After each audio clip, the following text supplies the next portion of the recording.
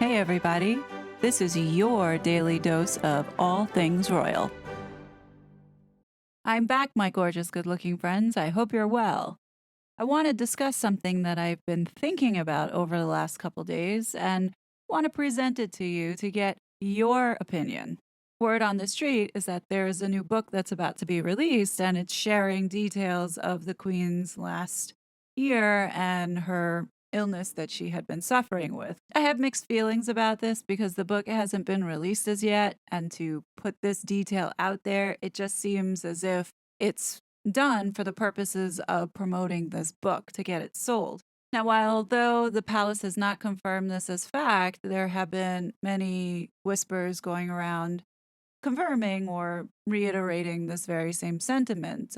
One that is a credible source is Lady C. She was the first that I have heard give an indication that she had some type of serious illness in her bones.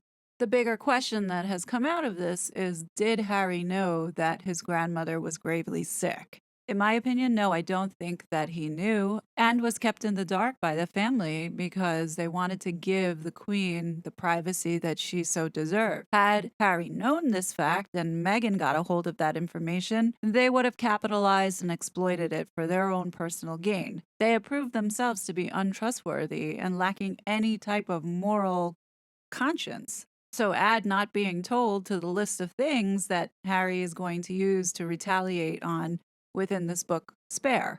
Now, this is just gossip, but I think it's solid gossip. Barkjack, normally in the past, has delivered some really good news, or tea, per se, and it turned out to be true. So just yesterday, Barkjack had released this tweet by saying, well, folks, H is really going for it. Educated prediction, this book will seal the deal. Or more rope. Rift is wider than ever thought. H already been cut loose. Memoir tidbit blames breakdown of mom and dad relationship squarely on father. Dies loss and depression equals tragic end. Then Barkjack continues to say, I haven't seen it yet. However, the implications are wild. Whether directly or indirectly, it appears to suggest his own father set his mother on a course for disaster. And then they say, I trust the source who has seen a copy. It's a long-standing industry colleague with a major publication. Now, the people that run Barkjack, this Twitter account, they are actually well-connected former media people. I don't understand the Teresa Longo reference. However, I do believe that they are from Italy, and Teresa Longo was Miss Italy at one point. Perhaps maybe it's an homage to her, but who knows? Meghan and Harry have been behind some of the worst media campaigns targeting not only their own families, but also putting out the disinformation and misinformation out there. So, this book that's going to come out, I believe, is going to be filled with so much delusion and inaccuracies.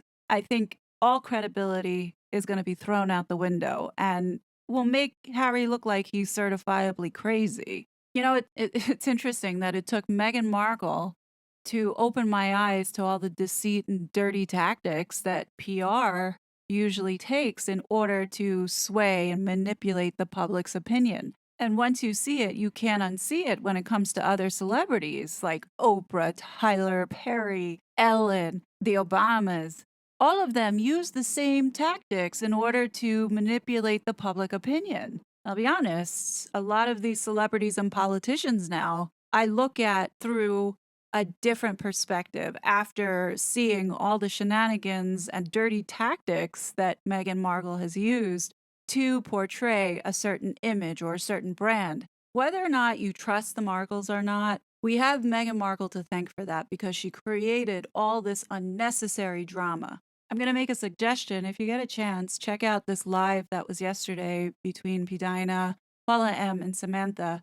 They do talk about quite a lot regarding her sister, as well as some insights around the PR industry, of which I'm going to play a little clip because it's pertinent to what we're discussing today, which is centered around PR and the propaganda that we see being pushed out daily around this couple. and I found out from a lawyer in London, there was an entrenched media agenda against me. Right. And what that means is that behind closed doors, people were being paid to write negative articles.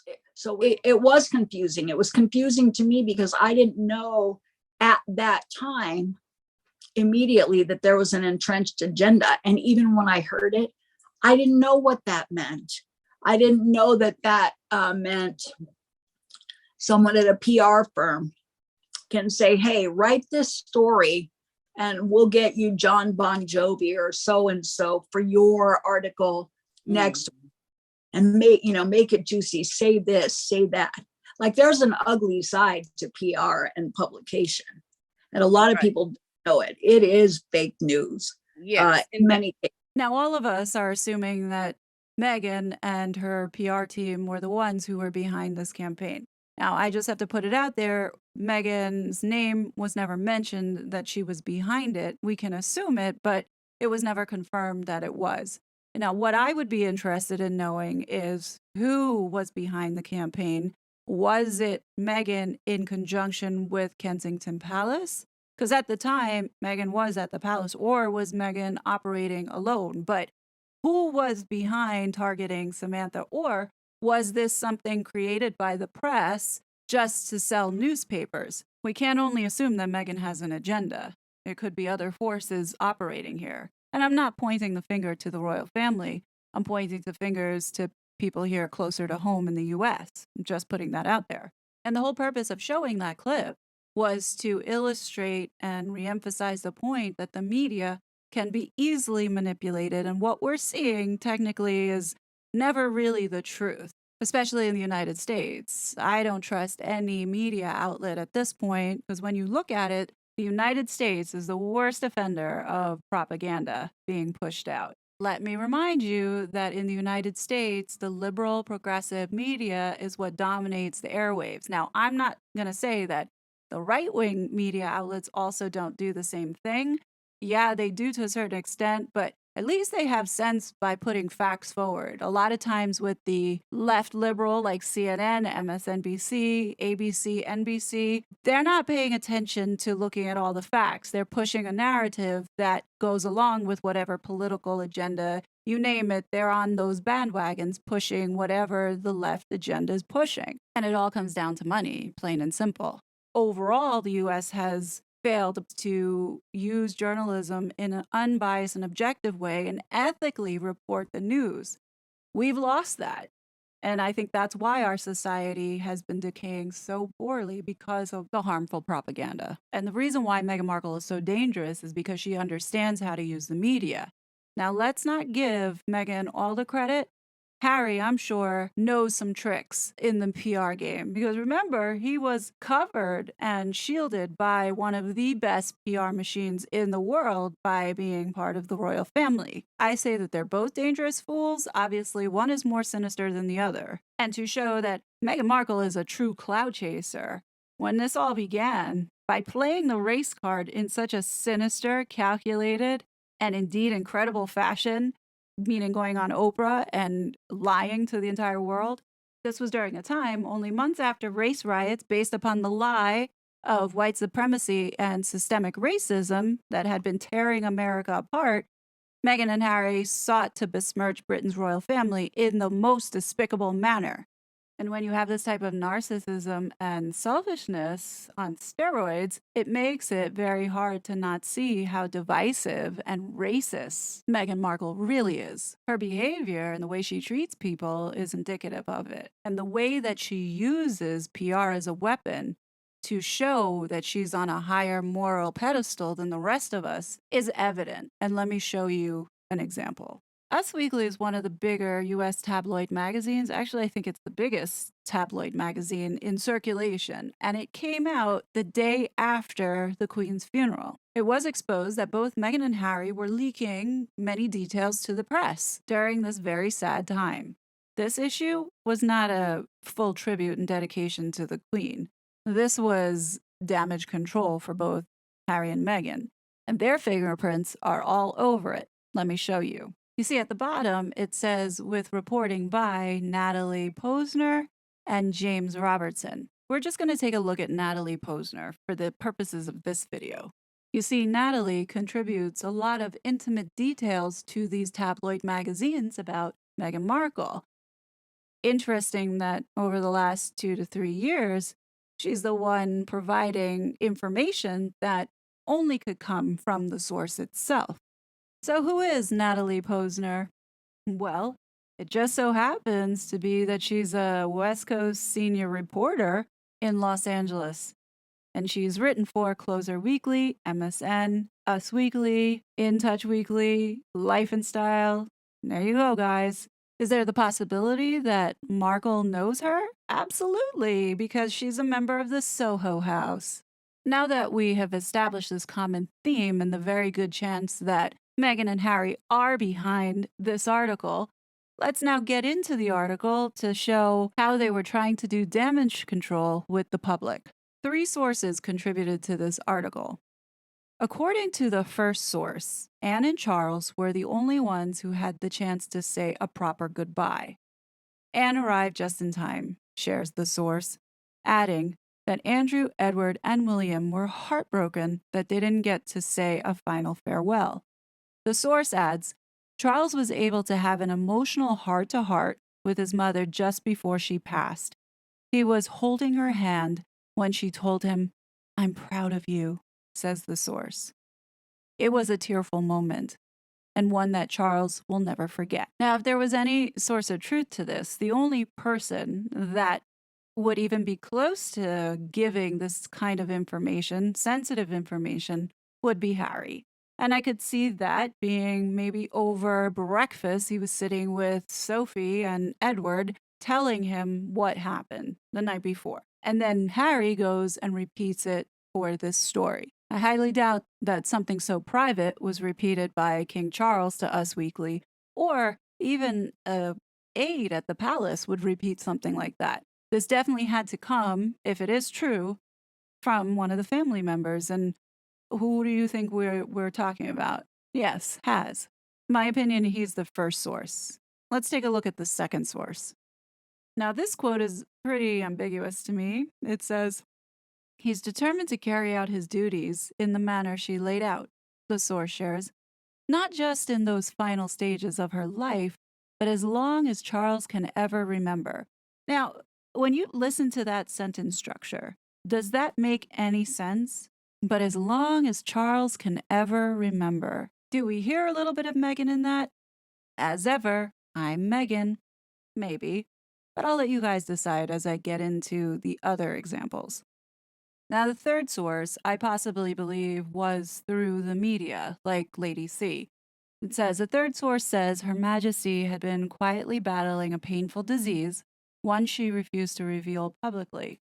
The Queen put on a brave face throughout her recent health problems, notes the source. But the reality of the situation was much worse than anyone knew. So I think that they took that piece from other whispers that were going on within the media and put that in there. But that's the only time they talk about the third source. Now, the first source comes back in and is quoted saying, Elizabeth had a joyful summer at Balmoral surrounded by family, says the first source. She had picnics, competed in Scrabble competitions, and played cards in the sunshine. Now, who else would know what goes on at Balmoral? It would be Harry, right? And also, coincidentally, all of a sudden now, we know that Meghan enjoys and loves to play Scrabble. Next thing you know, there's going to be a story of how Meghan and the Queen played Scrabble and she let the Queen win. You watch. Now, here's where the damage control comes in. Now, notice they just got done talking about Balmoral, which was the last invitation that was given to Harry and Meghan, in which they turned down. So it says here, Harry, 38, desperately wanted more time with his grandmother. Despite his estrangement from Charles and William, 40, and his dramatic exit from his royal duties, he and the Queen remained on good terms. So now the first source comes back and says, if Harry could turn back the clock, he would have spent more time with the Queen. He wishes he reiterated his love for her in person. Well, that's a little too late now, isn't it? As you can tell, this is pure facade management. Now, the second source, believed to be Rachel Raglan, then goes in to say, When Harry went to Balmoral to see the Queen one last time, Meghan was noticeably absent, sparking rumors she had been ordered to stay away by Charles. The decision was made that Harry would travel to Scotland alone, says the second source. Numbers were kept to a minimum, and the Sussexes were perfectly understanding about that decision, says the second source. Yeah. If that doesn't sound like a PR crafted sentence to make it sound like Meghan wasn't the mega drama that she really is and caused at the funeral. Then they end with a deflection, as they always do, where it says, there's been speculation about Charles telling Harry that Meghan was not welcome, but that's not something they're discussing. That's typical Meghan Markle fashion. Remember in the Cut article, when the writer brought up the Oprah interview, Meghan told her to continue on. She didn't want to talk about it. Allison P. Davis kept a very low profile after the article came out. She actually said she went on vacation when many people thought that she was fired. Well, I don't think that that was the case. I think she laid low. And what she went and did was delete everything in her Twitter account, leaving no trace or any sort of engagement of writing this article, which I find very par for course with these leftists. When things get rough, they tend to just erase everything and pretend it never happened. This seems to be the playbook that Meghan Markle uses when she spits out her vile, malicious lies, then runs away like the little coward that she is, to avoid taking any sort of accountability for her bad behavior. Now, finally, in the last paragraph of this article is a bullshit statement that I believe Harry just threw out there. And this is all for PR, where it says, the first source says the prince is planning to set up a charity in her name, something like the Lilibet Foundation. Harry wants to raise his children to continue their great-grandmother's work. Obviously, this is a lot of bullshit because they have Archwell Foundation and doing dick with it, but this was put out there to convince the American public that they are not the assholes that everybody sees them for, but instead kind, loving, compassionate members of the royal family. The Sussexes' PR is in overdrive right now because they're desperately trying to attach themselves to William and Kate's trip. Honestly, this makes Meghan and Harry look so desperate and calculating. It's not a coincidence that they're coming to New York around the same time that William and Catherine will be on the East Coast, literally 45 minutes away from New York City via plane. Meghan knows this. It's all about being in the same vicinity to then slither your way in somehow. And what I see happening is more of these stupid puff pieces. Like, William and Catherine are really considering to take time out of their packed schedule and planned pseudo vacation to go sit down and deal with this horror show. No way, Jose. That ain't happening. I can already see the Sussex PR machine putting out these headlines. William and Catherine snub Harry and Meghan on their North American trip. Or Meghan and Harry extend olive branch in New York City, but William and Catherine refuse to meet them. Then cue in the paid members of the Sussex Squad to start gaslighting people online, saying how racist the family is and so glad that they received this award for structural racism and blah, blah, blah. The one thing that we can definitely count on is Meghan Markle doing her very best to ruin this moment for both William and Catherine some way and somehow, or try and overshadow with some PR stunt that is guaranteed to happen. And when it does, you know that we'll be here to rip her apart. So, anyhow, what do you guys think? We know that it's going to be a bumpy ride in the next couple weeks. PR is going to be insane. We know that there's going to be a lot of propaganda being pushed out. I will do my best to sift through all the BS once it hits here in New York City, so count on me for that. You don't want to miss it, so make sure that you're subscribed and you have that notification bell button on. I will be back soon with more content. Until then, be safe. Bye. I was such a fraud.